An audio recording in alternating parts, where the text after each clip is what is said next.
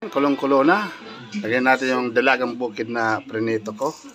Oh my God! Wow! Kinamatisang dalagang bukid.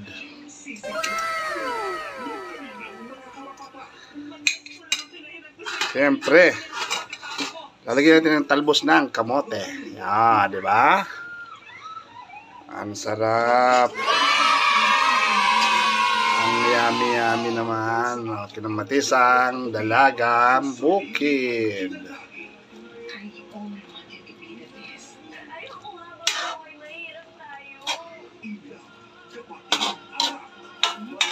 Sarap niyan. Yan, ilagay natin yung pang-asim, kalamansi. Yan, di ba? Perfect!